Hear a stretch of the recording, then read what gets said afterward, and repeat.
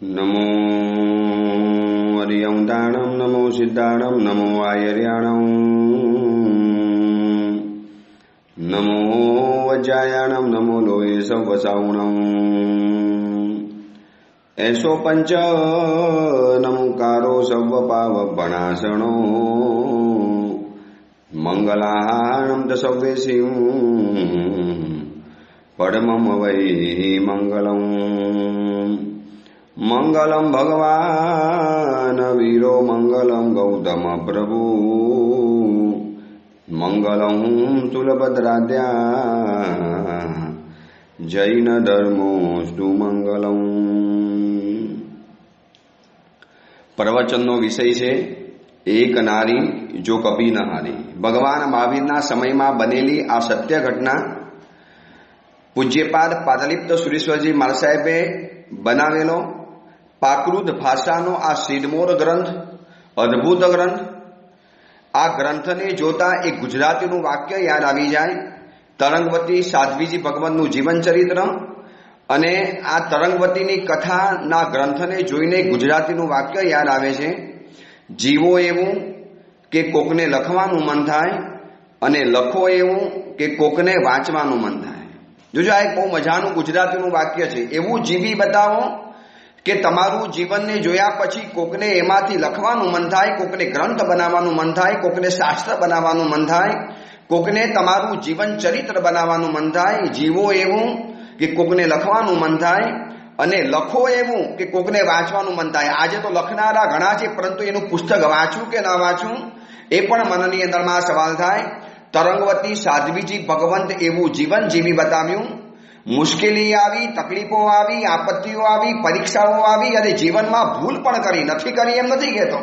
અહીંયા પાદલિપ્ત સુરેશ્વરજી મહારાજ સાહેબે તરંગવતી સાધ્વીજીની જ્યારે આત્મકથા બતાવે ત્યારે ખુલ્લું બતાવશે કે મેં પણ મારા જીવનમાં ભૂલ કરી, મેં પણ એક વખત મારા માતા પિતાને દગો આપ્યો, માતા પિતાનો વિશ્વાસઘાત કર્યો, એક વખત હું પણ મારા ઘરમાંથી ભાગી, મેં પણ મારા જીવનમાં ઘણી ભૂલો કરી છે। પરંતુ છે ને આ બધી જ ભૂલોને જ્યારે સ્વીકારે છે અને ભૂલોમાંથી જ્યારે જિંદગી એક નવી શીખવાની તૈયારી કરે છે, એટલે જીવો એવું કે કોકને લખવાનું મન થાય અને લખો એવું કે કોકને વાંચવાનું મન થાય। અને આ ગ્રંથના માટે આ વાક્ય એટલું બધું જડબે સલાહ ફિટ થાય છે કે આ સાધ્વીજી ભગવંત જીવ્યા એવું કે આચાર્ય ભગવંતને લખવાનું મન થયું અને આચાર્ય ભગવંતે લખો એવું કે 1800 વર્ષ પછી 2500 વર્ષ જૂની આ કહાની અને 1800 વર્ષ જૂનો આ ગ્રંથ એ આજે પણ આ ધરતી ઉપર વિદ્યમાન છે અને મારા તમારા દિલને ડોલાવીને છે, મારા તમારા દિલની અંદરમાં એક સંવેદનાની સરગમ પેદા કરે છે।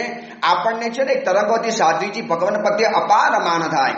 આટલું અફાટ સૌંદર્ય, આટલું અદ્ભુત રૂપ, આટલી અદ્ભુત કલાનો વૈભવ, આટલી બધી શ્રીમંતાઈ અને આ બધી જ અનુકૂળતાની વચની અંદરમાં એમને પોતાના જીવનને કેવું બચાવી લીધું છે એ અત્યારે વર્તમાનની અંદરમાં જોવા માટે મળે છે કે થોડી ઘણી સફળતા મળી, થોડી ઘણી જીવનમાં કલા આવડી ગઈ, કંઈક જીવનમાં પુણ્યનો ઉદય દેખાયો અને કંઈક લોકોની વાહવા મળી, તારીફ મળી, પ્રશંસા મળી। અરે થોડી ઘણી શું જીવનની અંદરમાં મામૂલી સફળતા મળી ગઈ અને જાણે કે સીધા લપસી પડ્યા અને સ્પેલ બાઉન્ડ થઈ ગયા। અને એની સામે આ તરંગવતી સાધ્વીજી ભગવાનને જુઓ કેટલો ભવ્ય જીવનનો ઇતિહાસ બનાવીને ગયા। ચલો એ કથામાં આપણે આગળ વધીએ। રાજગૃહી નગરી છે, સોમા શેઠાણી અને ધનપાલ શ્રેષ્ઠીની હવેલી છે। ગોચરી વરવા માટે નીકળેલા બે સાધ્વીજી ભગવાન એમના દાસ દાસીએ જોયા અને સાધ્વીજી ભગવાનના અદ્ભુત રૂપ સૌંદર્યથી અભિભૂત થઈ અને દાસ દાસી વર્ગ પોતાના ઘરની અંદરમાં લઈ આવ્યો। આખો પરિવાર જાણે કે સાધ્વીજી ભગવાન તરફ મંત્રમુગ્ધ બની ગયો અને પરિવારને એમની આત્મકથા જાણવાનું મન થયું કે આટલા અદ્ભુત રૂપ સૌંદર્યને ધરાવનારા સાધ્વીજીનો શું ભૂતકાળ હશે, શું એમનું સંસારી જીવન હશે, કઈ રીતે વૈરાગ્ય થયો હશે। અને એ પૂછણા દ્વારા જે અંદરમાંથી આત્મકથા જે પાદુ થઈ, આત્મકથા જે પેદા થઈ, આત્મકથાનો જે પ્રાદુર્ભાવ થયો, બસ એ કથા સાધ્વીજી ભગવાન આગળ આગળ વધારતા જાય છે। અને સોમા શેઠાણીને કહે છે તરંગવતી સાધ્વીજી ભગવાન કે મહાનુભાવો, સારસિકાએ પદ્મદેવના ઘરની અંદરમાં જઈને જે પત્ર લઈ આવી, મારો પત્ર પહોંચાડ્યો, ત્યાંથી પદ્મદેવનો પત્ર લઈને મને આપ્યો અને એનો મૌખિક સંદેશો જ્યારે મને સંભળાવ્યો અને જ્યારે મૌખિક સંદેશાની બધી જ્યારે વાતો સંભળાવતી ગઈ, સારસિકાએ મને કીધું કે પદ્મદેવે કેવડાવ્યું છે કે તારી તરંગવતીને કહેજે, તારી સખી તરંગવતીને કહેજે કોઈ ઉતાવળ નહીં કરે, એના વિનાની એક ક્ષણ મારા માટે સદીઓ બરાબર જાય છે. એક જન્મ જન્મનો તરસ્યો, જન્મ જન્મનો ભૂખ્યો, અને તરસ્યો માણસ જે રીતે પાણીની રાહ જોવે, ભૂખ્યો માણસ જે રીતે અન્નના કણની રાહ જોવે, એવી રીતે એના મિલનની હું રાહ જોઉં છું. એના મિલનનું છે ને પ્રત્યેક પલે, દરેક સેકન્ડે હું રાહ જોઉં છું. પરંતુ આ મિલનની અંદરમાં એક રૂકાવટ અને વિઘ્ન ઊભું થયું છે. આપણા પરમ પૂજ્ય પિતાજીઓ માન્યા નથી, પરંતુ કોઈ ચિંતા નહીં કરે. આપણા વડીલો તરફ કોઈ પણ અસદભાવ પેલા નહીં કરે. તરંગવતી સાધ્વીજી ભગવાન પોતાના આત્મકથાની અંદરમાં સોમા શેઠાણીને કહે છે કે પદ્મદેવની આ સમજદારી હતી કે એ મને કહેવડાવતા હતા કે કોઈ છે ને મનની અંદરમાં ગેરસમજ નહીં કરા. આપણા પિતાજીઓ ઉપર મનની અંદરમાં કોઈ દ્વેષભાવ કે અસદભાવ નહીં કરતા. જે કરે છે આપણા સારા માટે કરે છે. આ એની પાછળનો એમનો પ્રેમ જોજો. એમનું છે ને માત્ર પરિણામ નહીં જોવાનું કે શું કર્યું, માત્ર પ્રવૃત્તિ નહીં જોવાની, એની પાછળનો હેતુ જોજો કે એમને આવું શેના માટે કર્યું છે. છેવટે આપણે સુખી કરવા માટે માંગતા ના, પરંતુ તરંગવતીને કહે છે કે મારી ઉપર વિશ્વાસ રાખે. આપણે આંધળા મોહની અંદરમાં તણાવવું નથી, કોઈ અચૂકતું નથી કરી બેસવું, અને આપણા પરિવારને કલંક લાગે, કુલની ઇજ્જતને ધબ્બો લાગે. તરંગવતીનું પરિવાર પણ છે ને નગરમાન્ય પરિવાર છે, રાજમાન્ય પરિવાર છે. એના પિતાજી રાજાના દરબારની અંદરમાં માનનીય સ્થાન ધરાવે છે. મારા પિતાજી આ નગરની અંદરમાં શ્રીમંત શ્રેષ્ઠી રહેલા છે, બહુ નામાંકિત સાર્થવા રહેલા છે.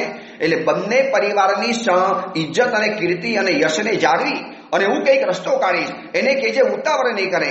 અને પદ્મદેવ કહે છે કે મેં પત્રની અંદરમાં લખ્યું છે, જરા એને મારી વાત સમજાવી દેજે કે આપણી જિંદગી 5 વસ્તુની હાથની અંદરમાં છે. આપણે ગમે એટલી કોશિશ કરીએ, પરંતુ આ 5 વસ્તુમાં જ આપણી જિંદગી રમી રહેલી છે. આ 5 વસ્તુને સાચવીને આપણે આપણી જિંદગી જીવી બતાવવાની છે. અને પદ્મદેવે પત્રની અંદરમાં મને લખ્યું હતું. તરંગવતી સાધ્વીજી ભગવાન પોતાની આત્મકથામાં આગળ કહે છે કે પદ્મદેવે પત્રમાં લખ્યું હતું. એ પદ્મદેવની જે વાતો જાણી એ ઉપરથી મને લાગ્યું કે શું આ વ્યક્તિની ઉત્તમતા છે, એની ગંભીરતા છે.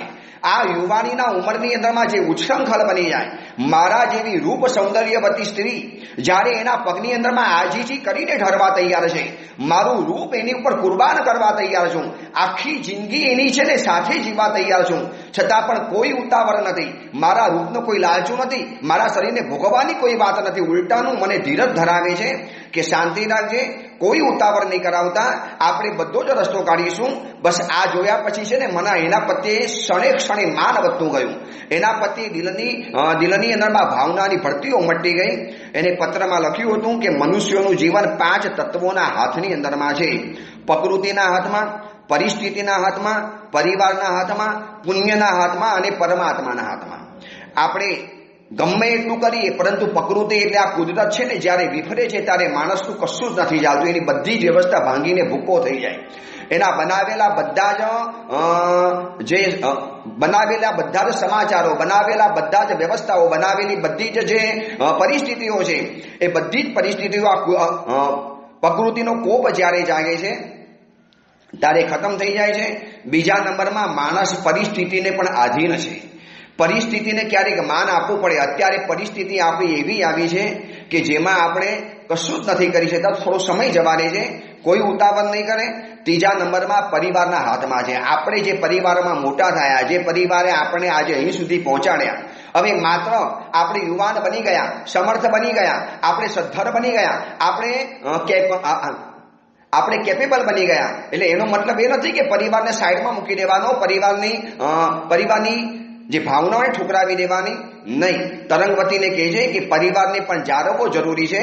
આ પરિવારે આપણને અહીં સુધી પહોંચાડ્યા છે, એ જ પરિવારમાં સમજાવીને કંઈક રસ્તો કાઢીશું. અને પુણ્ય પણ જીવનમાં જરૂરી છે. પુણ્યના હાથમાં મારું તમારું જીવન છે. બધું જ સારું હોય, પણ પુણ્ય જ્યારે પરવારે છે ત્યારે કોઈ જ કામ નથી લાગતું, અને છેવટે પરમાત્માના હાથની અંદરમાં છે. તરંગવતી પણ આ બધી વાતો સમજતી હશે. સારસિકા તરંગવતીને એના બગીચાના સરોવરના કિનારે ઉપર બેસી અને આ બધી વાતો સમજાવેલી છે કે તરંગવતી, આ પદ્મદેવે મને આ બધું કેવડાવ્યું છે. અને આ બાજુ એની વાતો સાંભળ્યા પછી મારી ધીરજ ઉપરથી બેકાબુ બની ગઈ. તરંગવતીને સારસિકા એ તરંગવતીને સારા માટે કીધું કે જરા શાંત થાય, ધીરજ ધરે, ઉતાવળ ન કરે. તો તરંગવતી સાધ્વી જે પણ પોતાની આત્મકથામાં આગળ કહે છે સોમા શેઠાણીને કે શેઠાણીજી આ બધું સાંભળ્યા પછી ઉલટાની મારી ધીરજ તો બેકાબુ બની ગઈ. હવે એ તો મને છે ને એ પદ્મદેવને મળવાનું દિલ તલ પાપડ બની ગયું. આટલો ઉત્તમ વ્યક્તિ, આટલી સમજદાર વ્યક્તિ આ યુવાનીની અંદરમાં, આટલી સમૃદ્ધિની વચની અંદરમાં મારા જેવી એને ખબર છે કે આ નગરની અંદરમાં તરંગવતી જેવી કોઈ કન્યા નથી અને એ તરંગવતી એના પાછલા ભવની ચક્ર વાગી રહેલી છે અને એના સિવાય કોઈને ચાહવાની પણ નથી, એના સિવાય એના જીવનમાં બીજો કોઈ પુરુષ નથી આવવાનો. અને જ્યારે હું એના માટે છે ને ઓર ઘોર છું, એના માટે બધું જ કરવા તૈયાર છું, એ ચાહે તો સર્વસ્વ કુરબાન કરવા તૈયાર છું, છતાં પણ એની જ્યારે આટલી બધી ધીરજ, આટલી સમજદારી, આટલી ઠાવકાઈ, આટલી ગંભીરતા, આટલી મેચ્યોરિટી અને આટલી બધી છે ને એની જે વડપણ અને શાણપણ જોયા પછી મને એમ થયું કે હવે આ પદ્મદેવને મારે એક વખત તો મળવું જ છે કોઈ પણ હિસાબે. હવે મારાથી નહીં રહેવાય. મારું છે ને મારી ધીરજ બેકાબુ બની ગઈ. એટલે સાહસિકાને મેં કીધું કે આજે હું બહુ વ્યથિત છું, એના દર્શન મને કરવા જ છે, એને જોયા વગર મને ચેન નહીં પડે. તું મને આજે એને મલાવ, કોઈ પણ હિસાબે મલાવ. મને છે ને હવે હું તારી કોઈ પણ વાત સાંભળવા તૈયાર નથી. આ સુધીમાં મેં તારી બધી વાત જાણી, આ સુધીમાં મેં બહુ ધીરજ ધરી, બહુ સંસ્કારના અંજલા ઓળ્યા, બહુ ખાનદાની અંદરમાં રહી, પરંતુ નહીં, હવે મારાથી નહીં રહેવાય. અને છે ને સાહસિકાને મેં જ્યારે વાત કરી ત્યારે સાહસિકા કહે છે કે સખી તું ગાણી થઈ ગઈ છે, મજાક કરે છે કે ખરેખર વિચારે છે મળવાનું? વિચાર, તું મળવા માટે જઈ શકશે, મારે તને નગરમાંથી લઈ જવાની, તને ઢાંકી શકાશે, તારું રૂપ સૌંદર્ય જગતમાં ચાડી કાશે. અને જ્યારે ખબર પડશે કે તું તારા ઘરમાંથી પદ્મદેવને મળવા માટે ગઈ, લોકો વાતો કરશે શેના માટે મળવા ગઈ, આ તરંગવતી મળવા ગઈ, શું થયું? આ નગરમાં ખોટી વાતો ફેલાશે અને ઉલટાનું તારા પિતાજી ઓર વધારે ગુસ્સે ભરાશે, પિતાજી વધારે ક્રોધે ભરાશે અને જે વાત સીધી પાટે ચડી જશે એ આ સાવ ઉલટા પાડે ચડી જશે. તરંગવતી વિચાર આવી જીદ નહીં કર. પરંતુ આજે હું બેકાબુ હતી.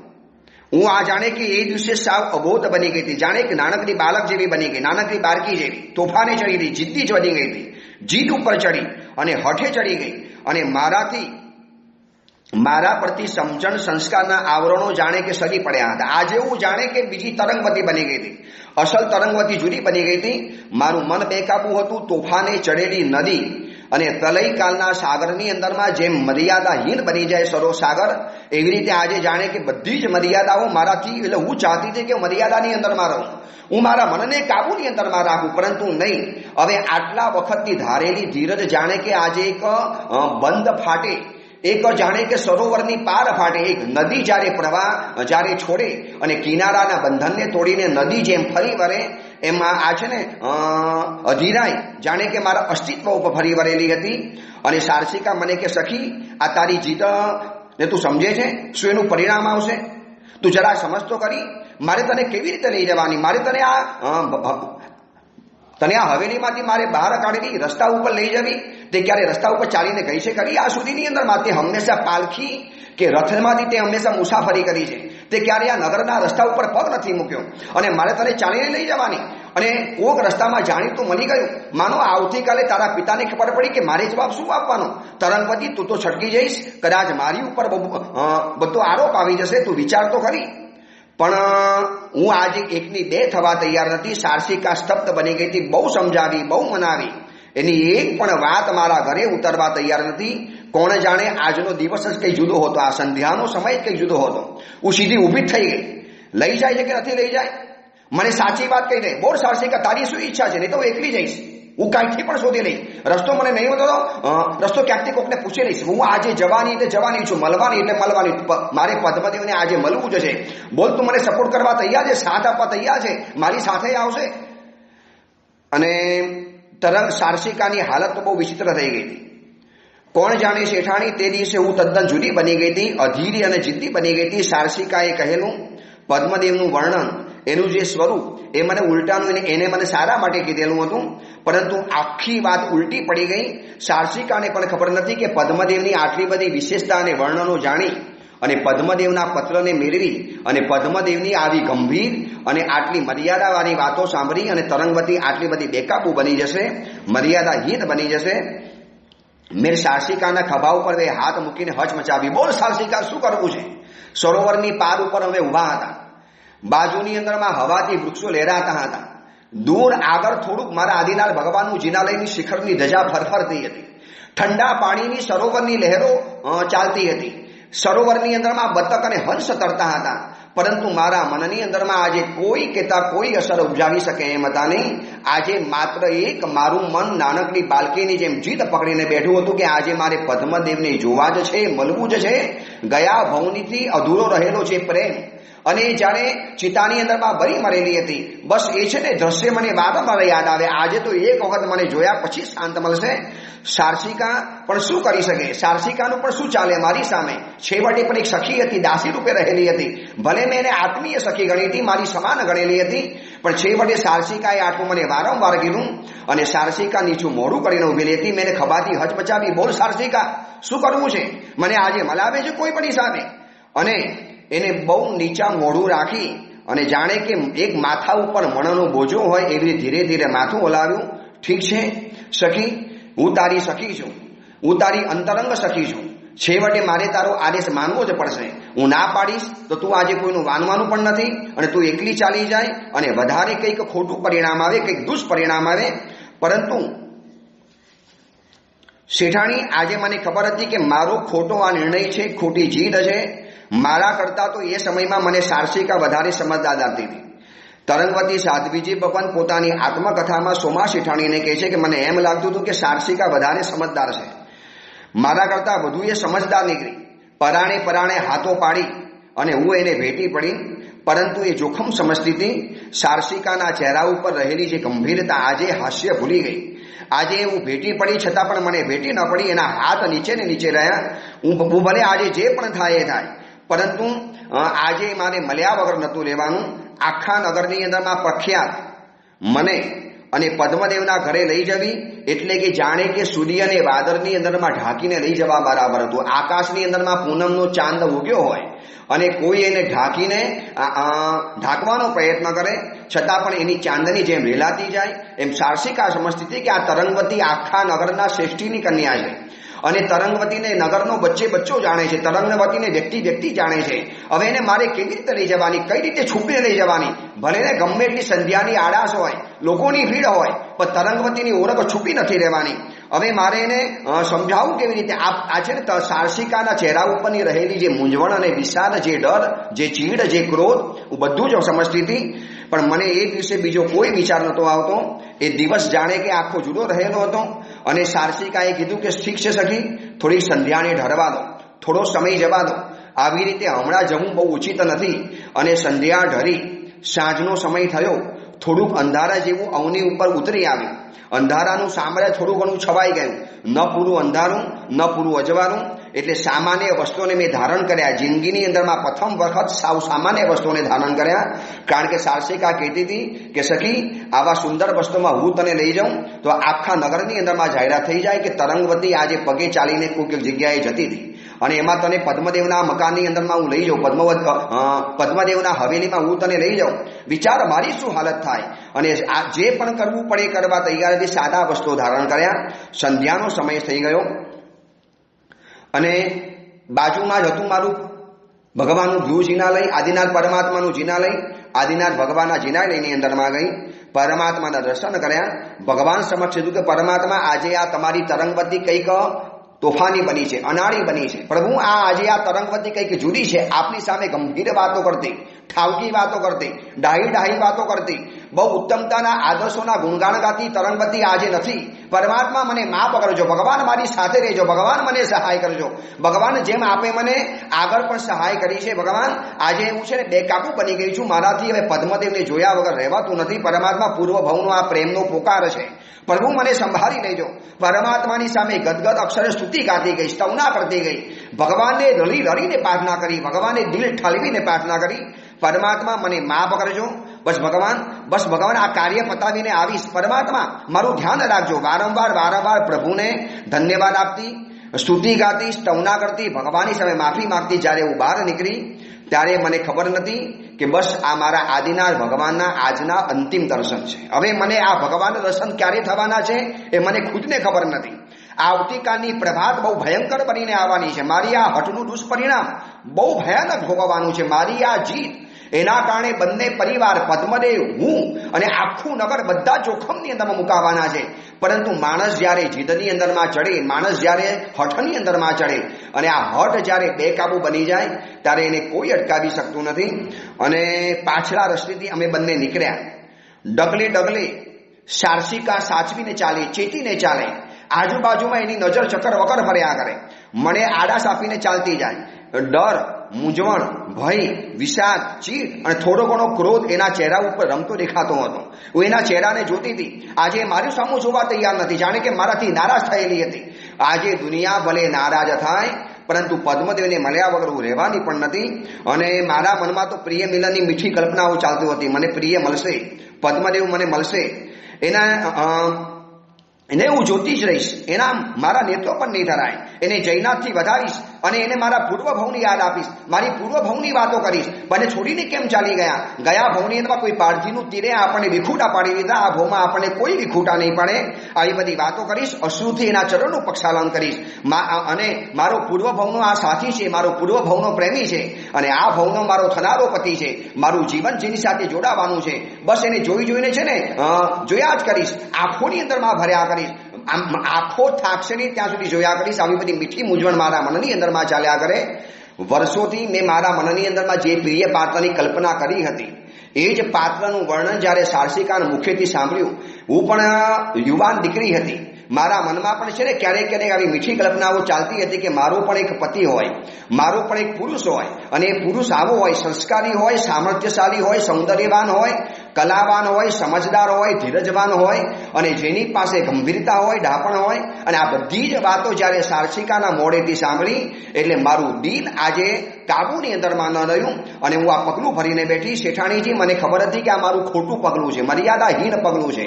આજના વર્ષોની અંદરમાં ક્યારેય જમીન ઉપર મેં પગ નથી મૂક્યો. ઘરની બહાર જ્યારે નીકળી છું ત્યારે પિતાજીએ મને કા પાલખીની અંદરમાં, કા સોના કે ચાંદીના રથની અંદરમાં મને મુસાફરી કરાવી છે. આ નગરની ધરતી ઉપર તો પ્રથમ વખત મારો પગ પડ્યો છે. આ નગરની ધરતી ઉપર ક્યારેય મેં પગ નથી મૂક્યો. કૌમુદી મહોત્સવ ચાલુ હતો અને કૌમુદી મહોત્સવના દિવસો છેલ્લા દિવસો ચાલુ હતા. આમ વિશિષ્ટ દિવસો પતી ગયા હતા પરંતુ મહિના માસ સુધી આ કૌમુદી મહોત્સવની અસર નગરની અંદરમાં ચાલ્યા કરે. માનો મહેરામણ ઉમટ તૂટું. આ રીતે બજારની અંદરમાં જવાનો અવસર પ્રથમ વખત મારા જીવનમાં આવ્યો હતો. સંધ્યાનો સમય હતો, અંધારું પણ થોડું ઘણું હતું, છતાં પણ સારસિકા મને આડાસ આપીને ચાલતી હતી. એની જે ચપલતા, એની જે ચાલાકી અદ્ભુત હતી. કોઈ જગ્યાએ ઓળખ છતી ન થાય.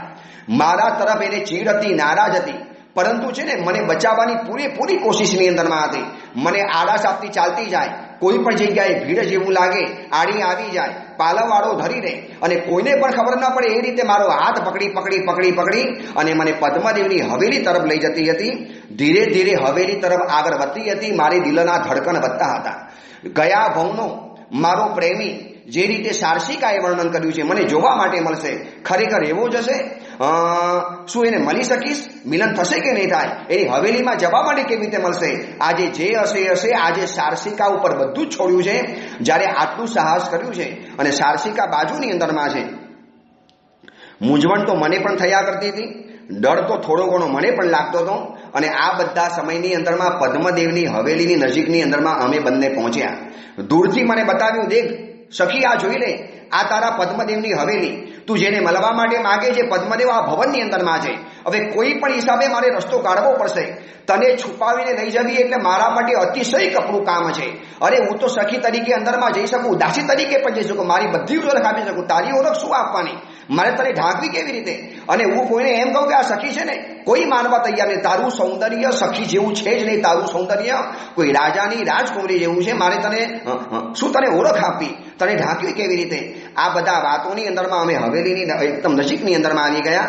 એક હવેલીનો અંધારાનો પડતો જે ભાગ હતો ત્યાં અમે બંને ઊભા અને અંદરમાં જવું કેવી રીતે આ સારસિકા વિચારતી હતી. એની બધી જ બુદ્ધિ અને ચપલતાને કામે લગાડતી હતી. અને આ બાજુ હવેલીના મુખ્ય દ્વાર ઉપર કંઈક હસવાનો અને વાતો કરવાનો અવાજ આવ્યો.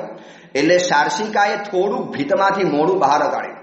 અમે હવેલીની જે મોટી કિલ્લા જેવી જે ભીત હતી એ ભીતની આડાશની અંદરમાં ઉભેલા હતા, જ્યાં જનવસ્તી બહુ ઓછી હતી, અંધારું હતું. છુપાઈને અંધારાની આડાશ લઈને અંધારાની આડાશને લઈને ત્યાં ઊભા રહી શકાય એવી પૂરી શક્યતા હતી. અને ત્યાં આગળ એ ઊભેલી હતી અને સારસિકાએ થોડુંક મોડું બહાર જોયું અને બહાર કાઢ્યું અને સારસિકાની આંખો પોરી થઈ ગઈ. સારસિકા જોયા જ કરે, મોઢું પાછું ના લાવે. એટલે મેં સારસિકાને કીધું, સારસિકા શું જોવે, શું જોયા કરે છે, શું આંખો ફાડીને જોવે છે, શું છે? અને મને છે ને ધીરેથી કીધું, આવો, બહાર આવો, થોડુંક મોડું બહાર કાઢાવો, ઓર વધારે બહાર આવો, અંધારામાં થોડા બહાર આવો અને નજર કરો સામેનું જે દેખાય છે. અને મેં જોયું કે 10 યુવકો ત્યાં આગળ વાતે ટોળે ઉભેલા હતા, હસતા હતા, એકબીજાની સાથે ટોળ ટપ્પા કરતા હતા, એકબીજાની સાથે હસી ખીલીને વાતો કરતા હતા. મેરું સારસિકા શું છે, શું મને બતાવે છે? અને સારસિકા કહે છે, બીજું કાંઈ નહીં, આ તમને સામે જે યુવકો ઉભેલા દેખાય છે ને, એમાં જે સૌથી વચની અંદરમાં જે ઊભો છે, બધાથી જે અલગ પડી જાય છે, તમે જુઓ, તમને ખબર પડી છે, બધાથી જે અલગ ઊભો છે ને, એ તમારો પ્રિય સાથી, એ તમારો પૂર્વભાવનો ચક્રવાક, એ તમારો તમે જેને મળવા માટે આટલું સાહસ કર્યું છે ને, એ જ પદ્મદેવ છે. જોઈ લો, તમે છે ને મન ભરીને જોઈ લો, પછી મને કહેતા નહીં કે મેં તમને નથી બતાવ્યા. જોઈ લો, મન ભરીને જોઈ લો. અને જ્યાં સારસિકાએ કીધું અને મેં જ્યાં નજર મારું ડોકું બહાર કાઢ્યું, થોડુંક શરીર બહાર લીધું, ડોક લંબાવી અને આંખોને ત્યાં દોડાવી અને જોયું કે આછા અજવાળાની અંદરમાં 10 યુવકો ઉભેલા હતા. આ બધાના વચની અંદરમાં એક અલગ જ વ્યક્તિત્વ ધરાવતો એક ત્યાં યુવક ઉભેલો હતો. અને સારસિકાએ મને આંગળે ચીંધીને કીધું, બસ એ જે યુવક છે ને, એ જ તારો પદ્મદેવ છે, જે મિત્રોથી વિઠરાઈને ઊભો છે, એ જ તારો પ્રિય પદ્મદેવ. અને હું જોઈને ઠરી ગઈ. જેને જોવા માટે હું આવી હતી, અવાચક બની ગઈ.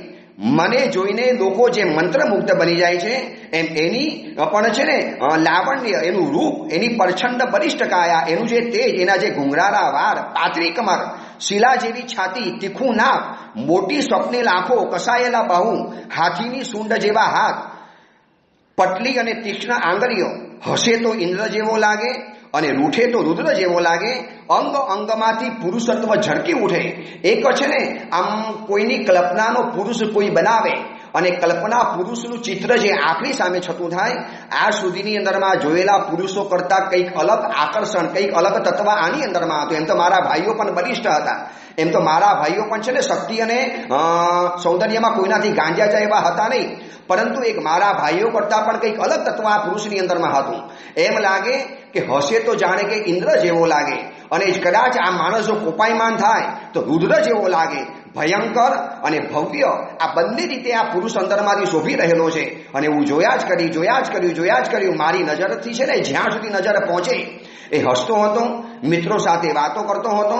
અને એ સારસિકાએ કીધું, સખી જોઈ લીધું, હવે આપણે જઈએ, ચલ મહેરબાની કર, હવે પાછા આપણે હવેલીમાં જતા રહીએ. આપણે હવેલીમાં નથી, આ કોઈને ખબર પડે એની પહેલા પહોંચી જઈએ.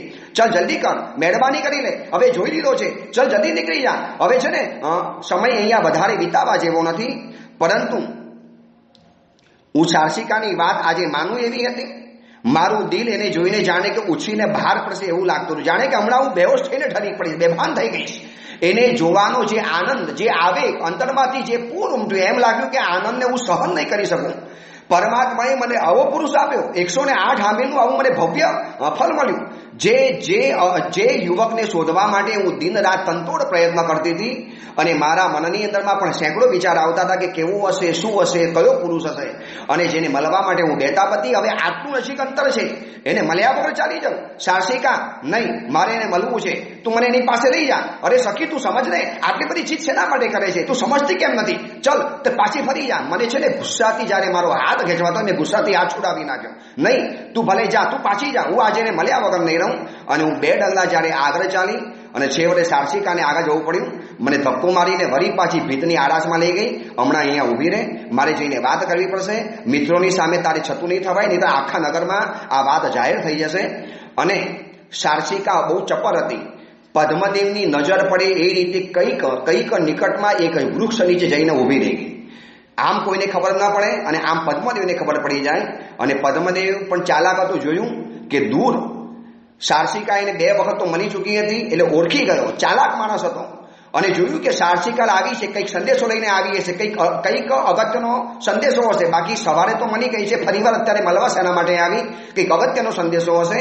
અને સાર્સિકાને ખબર હતી કે પદ્મદેવ કંઈક રસ્તો કાઢશે, એટલે મિત્રોને છે ને હસી હસીને બાનું કાઢી અને રવાના કર્યા. એક પછી એક મિત્રોને રવાના કર્યા અને પદ્મદેવ જ્યારે સાવ એકલો પડી ગયો એટલે પદ્મદેવ આવ્યો સાર્સિકાની પાસે અને હું દૂરથી આડાસની અંદરમાં ઊભી આ જોયા કરતી હતી અને પૂછ્યું. બહુ નજીકની અંદરમાં હતા, થોડો ઘણો ઝીણો અવાજ આવતો હતો.